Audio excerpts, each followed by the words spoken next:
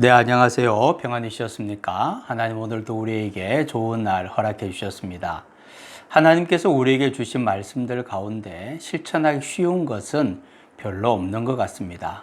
그러나 우리가 그 말씀대로 살리라 결심하고 성령의 도우심을 구하면 또한 주님께서 말씀하신 대로 살아내게 됩니다. 오늘도 성령을 구하고 성령 충만한 삶이 되시기를 축복합니다. 오늘은 누가복음 5장 17절과 18절 말씀입니다. 하루는 가르치실 때에 갈릴리의 각 마을과 유대와 예루살렘에서 온 바리새인과 율법 교사들이 앉았는데 병을 고치는 주의 능력이 예수와 함께 하더라.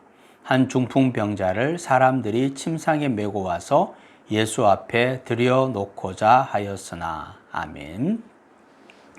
전국 각지에서 온 바리새인과 율법 교사들이 예수님 앞에 앉았습니다. 아마 예수님의 소문을 듣고 예수님의 말씀이 과연 어떤 것인지, 얼마나 말씀을 잘 전하시는지, 그 말씀의 권위가 어디에서 오는지 확인하고 싶었겠죠. 그렇게 열심히 그들이 예수님의 말씀을 듣고 있는 중에 한 중풍병자가 예수님에게 병 고침을 받기를 원했습니다.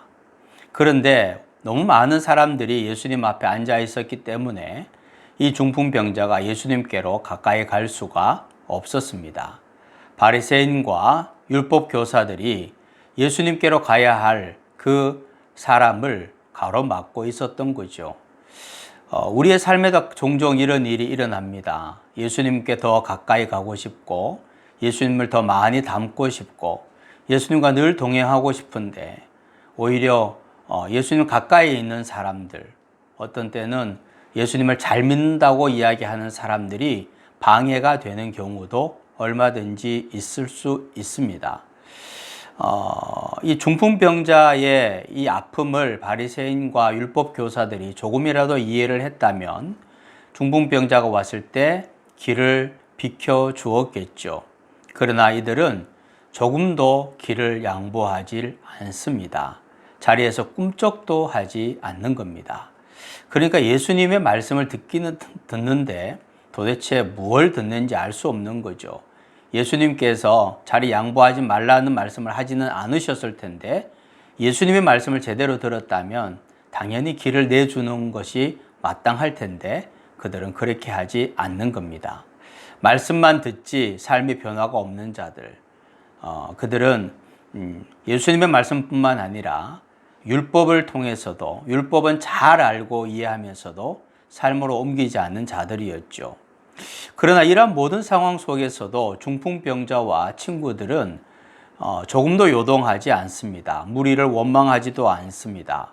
그리고 이 상황에서 그들은 아무 말도 하지 않고 무엇을 해야 되는지 함께 마음을 모으고는 지붕으로 올라가서 그 지붕을 뜯기 시작합니다. 그리고 마음을 합하여서 그 지붕으로부터 예수님에게로 그 중풍병자를 조심해서 내려놓는 거죠.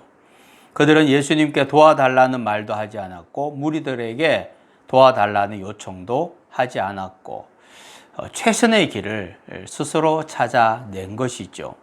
그 길이 무엇일까요? 수평으로 가는 길이 막혔을 때는 수직으로 가는 길을 찾아내어야 합니다. 땅의 길이 막히면 하늘길을 찾아야 하는 거죠. 동서남북은 사람들이 다니는 길이라 때로는 사람에 의해서 꽉 막힐 수도 있습니다.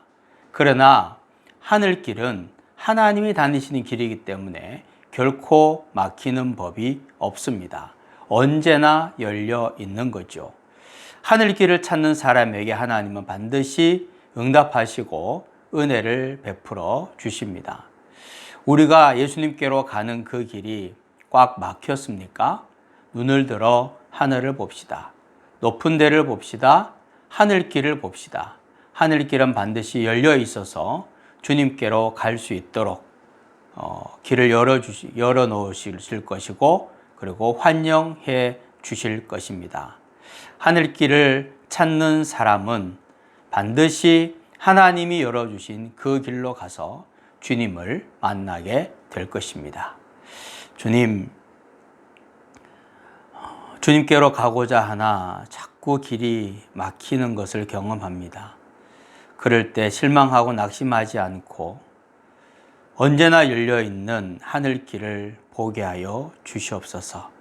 그 길을 통하여 주님을 만나게 하여 주옵소서. 그 길을 찾게 하여 주옵소서. 예수님의 이름으로 기도하옵나이다. 아멘.